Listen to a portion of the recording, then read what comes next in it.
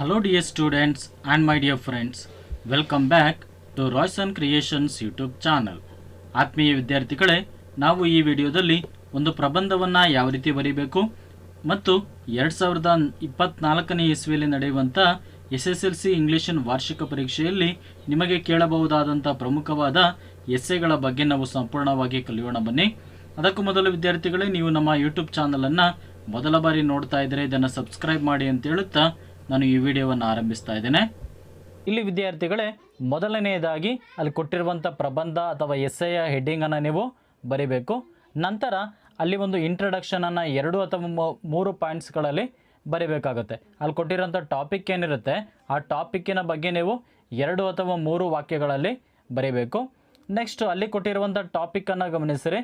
ಆ ಟಾಪಿಕ್ಕಿಂದ ಅಡ್ವಾಂಟೇಜಸ್ ಅಥವಾ ಡಿಸ್ಅಡ್ವಾಂಟೇಜಸ್ ಏನಾದರೂ ಇದ್ದರೆ ಅದರ ಬಗ್ಗೆ ನೀವು 2 ಪ್ಯಾರಾಗ್ರಾಫ್ಗಳಲ್ಲಿ ಬರೀಬೇಕು. ಒಂದು ಅಡ್ವಾಂಟೇಜಸ್, ಇನ್ನೊಂದು ಡಿಸ್ಅಡ್ವಾಂಟೇಜಸ್.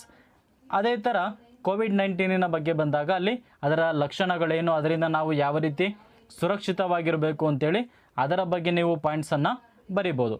ಕೊನೆಯದಾಗಿ ಅಲ್ಲಿ ಕೊಟ್ಟಿರುವಂತಹ ಎಸ್ಸೆಯ ಬಗ್ಗೆ ನೀವು ಒಂದು ಕನ್ಕ್ಲೂಷನನ್ನು ಬರೀಬೇಕು. ಕನ್ಕ್ಲೂಷನ್ನಲ್ಲೂ ಸಹ 2 ಅಥವಾ 3 ವಾಕ್ಯಗಳಲ್ಲಿ ನೀವು ಉತ್ತರವನ್ನು ಬರೀಬೇಕು. ಆ ವಿಷಯದ ಬಗ್ಗೆ ಕನ್ಕ್ಲೂಷನ್ ಮತ್ತು ಇಂಟ್ರಡಕ್ಷನಲ್ಲಿ ತುಂಬ ಬರಿಬೇಡಿ. ಕೇವಲ 2 ಅಥವಾ 3 ವಾಕ್ಯಗಳಲ್ಲಿ ಆ ಟಾಪಿಕ್ ಏನನ್ನು ಕೊಟ್ಟಿರ್ತಾರೆ ಅದರ ಬಗ್ಗೆ ನೀವು ನಿಮ್ಮ ಸ್ವಂತ ವಾಕ್ಯಗಳಲ್ಲಿ ಉತ್ತರವನ್ನು ಬರೀಬೋದು. ವಿದ್ಯಾರ್ಥಿಗಳೇ, ನಾವು ಈಗಾಗಲೇ ಯಾವ ರೀತಿ ಪ್ರಬಂಧವನ್ನು ಬರೀಬೇಕು ಅಂತೇಳಿ ಕಲ್ತ್ಕೊಂಡಿದ್ದೀವಿ. ಈಗ ವಿದ್ಯಾರ್ಥಿಗಳೇ, 2024ನೇ ವಾರ್ಷಿಕ ಪರೀಕ್ಷೆಯಲ್ಲಿ ನಿಮ್ಮ SSLC ಎಕ್ಸಾಮ್ನಲ್ಲಿ ಕೇಳಬಹುದಾದಂತಹ ಪ್ರಮುಖವಾದ ಎಸ್ಸೆಗಳು ಅಥವಾ ಪ್ರಬಂಧಗಳ ಬಗ್ಗೆ ಕಲಿಯೋಣ. ಈ ವಿಡಿಯೋದಲ್ಲಿ ವಿದ್ಯಾರ್ಥಿಗಳೇ, ಪ್ರಮುಖವಾಗಿ ನಿಮಗೆ 8 ಪ್ರಬಂಧಗಳನ್ನು ನಾನು ನಿಮಗೆ ಕೊಡ್ತಾ ಇದ್ದೇನೆ. ಈ ವಿಡಿಯೋದಲ್ಲಿ ವಿದ್ಯಾರ್ಥಿಗಳೇ, ನಾನು ಪ್ರಮುಖವಾಗಿ ಈ ವರ್ಷ ನಿಮ್ಮ SSLC ಎಕ್ಸಾಮಿನ ಫೈನಲ್ ಎಕ್ಸಾಮ್ನಲ್ಲಿ ಕೇಳಬಹುದಾದಂತಹ 8 ಪ್ರಮುಖವಾದ ಎಸ್ಸೆಗಳ ಬಗ್ಗೆ ಡಿಸ್ಕಸ್ ಮಾಡ್ತಾ ಇದ್ದೀನಿ. ವಿದ್ಯಾರ್ಥಿಗಳೇ, ಇಲ್ಲಿ ಮೊದಲನೆಯದಾಗಿ ನಾವು ಗಮನಿಸಿದಾಗ ಚಂದ್ರಯಾನ್ 3 ಬಗ್ಗೆ ನಿಮಗೆ ಕಳಿಸ್ಬೋದು. ಏಕೆಂದರೆ ಇಲ್ಲಿ ಈ ವರ್ಷದ ಒಂದು ಹಾಟ್ ಟಾಪಿಕ್ ಆಗಿರುವುದು ಚಂದ್ರಯಾನ 3. ನೆಕ್ಸ್ಟ್ ಎರಡನೆಯದಾಗಿ ವಾಟರ್ ಪೊಲ್ಯೂಷನ್. ಸಾಮಾನ್ಯವಾಗಿ ನಿಮಗೆ ಪ್ರತಿ ವರ್ಷ ವಿದ್ಯಾರ್ಥಿಗಳು ನಿಮಗೆ ಪೊಲ್ಯೂಷನ್ ಬಗ್ಗೆ ಒಂದು ಪ್ರಬಂಧವನ್ನು ಕೇಳ್ತಾರೆ. ಅದು ವಾಟರ್ ಪೊಲ್ಯೂಷನ್ ಇರ್ಬೋದು, ಏರ್ ಪೊಲ್ಯೂಷನ್ ಇರ್ಬೋದು, ಅಥವಾ ಎನ್ವೈರ್ನ್ಮೆಂಟಲ್ ಪೊಲ್ಯೂಷನ್ ಇರ್ಬೋದು. ಈ ರೀತಿ ವಿದ್ಯಾರ್ಥಿಗಳು ನೀವು ಪೊಲ್ಯೂಷನ್ ಬಗ್ಗೆ ಈಸಿಯಾಗಿ ಯಾವ ರೀತಿ ರೆಡಿ ಆಗಬೇಕು ಅಂತೇಳಿ ನಾನು ಇಲ್ಲಿ ವಾಟರ್ ಪೊಲ್ಯೂಷನ್ ಬಗ್ಗೆ ಒಂದು ಪ್ರಬಂಧವನ್ನು ಇಲ್ಲಿ ನಿಮಗೆ ಕೊಡ್ತಾ ಇದ್ದೇನೆ. ನೆಕ್ಸ್ಟ್ ಮುಂದಿನದಾಗಿ ನ್ಯಾಷನಲ್ ಫೆಸ್ಟಿವಲ್ಸನ್ನು ಕೂಡ ನಿಮಗೆ ಕೇಳುವಂಥ ಚಾನ್ಸಸ್ ಇರ್ತದೆ. ನೆಕ್ಸ್ಟ್ 4ನೇ ಪ್ರಬಂಧ ಇಂಪಾರ್ಟೆನ್ಸ್ ಆಫ್ ಯೋಗ. ಅದರ ಇಂಪಾರ್ಟೆನ್ಸ್ ಏನು ಮತ್ತು ಅದರಿಂದ ನಾವು ಏನೇನನ್ನು ಕಲಿತೀವಿ ಅಂತೇಳಿ ಇಲ್ಲಿ ನೀವು ಈ ಪ್ರಬಂಧದಲ್ಲಿ ವಿದ್ಯಾರ್ಥಿಗಳು ಕಲಿಬೋದು. ನೆಕ್ಸ್ಟ್ ಮುಂದಿನದಾಗಿ ಮೊಬೈಲ್ ಫೋನ್ಸ್. ಇಲ್ಲಿ ನಿಮಗೆ ಅಡ್ವಾಂಟೇಜಸ್ ಆಫ್ ಮೊಬೈಲ್ ಫೋನ್ಸ್ ಬಗ್ಗೆ ಕೇಳ್ಬೋದು ಅಥವಾ ಡಿಸ್ಅಡ್ವಾಂಟೇಜಸ್ ಆಫ್ ಮೊಬೈಲ್ಸನ್ನು ಕೂಡ ಇಲ್ಲಿ ನಿಮಗೆ ಈ ವರ್ಷ ಎಕ್ಸಾಮ್ನಲ್ಲಿ ಕೇಳುವ ಚಾನ್ಸಸ್ ಇರ್ತದೆ. ನೆಕ್ಸ್ಟ್ ಮುಂದಿನದಾಗಿ ಎನ್ವೈರ್ನ್ಮೆಂಟಲ್ ಪೊಲ್ಯೂಷನ್.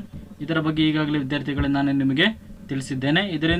ಇದರ ಕಾಸಸ್ ಏನು ಮತ್ತು ಇದರಿಂದ ಆಗುವಂಥ ಎಫೆಕ್ಟ್ಸ್ ಏನಂತೇಳಿ ನೀವು ಇಲ್ಲಿ ಒಂದು ಪ್ರಬಂಧದಲ್ಲಿ ಉತ್ತರವನ್ನು ವಿದ್ಯಾರ್ಥಿಗಳೇ ಬರೀಬೇಕಾಗತ್ತೆ. ಮುಂದಿನದಾಗಿ importance of sports and games.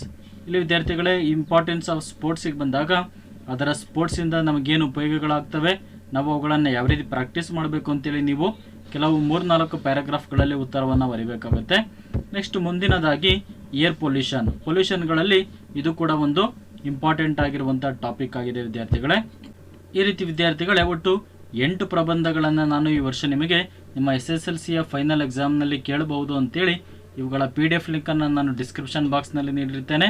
ನೀವು ಇದನ್ನು ಡೌನ್ಲೋಡ್ ಮಾಡಿಕೊಂಡು ನಿಮ್ಮ ಎಕ್ಸಾಮ್ಗೆ ಚೆನ್ನಾಗಿ ರೆಡಿಯಾಗಿ ಪ್ರಾಕ್ಟೀಸ್ ಮಾಡಿ ಅಂತ ಹೇಳುತ್ತಾ ನಾನು ಈ ವಿಡಿಯೋವನ್ನು ಇಲ್ಲಿಗೆ ಮುಗಿಸ್ತಾ ಇದ್ದೇನೆ. ವಿದ್ಯಾರ್ಥಿಗಳೇ, ದಯವಿಟ್ಟು ನಮ್ಮ ಯೂಟ್ಯೂಬ್ ಚಾನಲನ್ನು ಸಬ್ಸ್ಕ್ರೈಬ್ ಮಾಡಿ ಅಂತ ಹೇಳುತ್ತಾ ನಾನು ನಿಮ್ಮಲ್ಲಿ ಕೇಳಿಕೊಳ್ಳುತ್ತಾ ಈ ವಿಡಿಯೋವನ್ನು ಮುಗಿಸ್ತಾ ಇದ್ದೇನೆ. Thank you dear students for watching this video.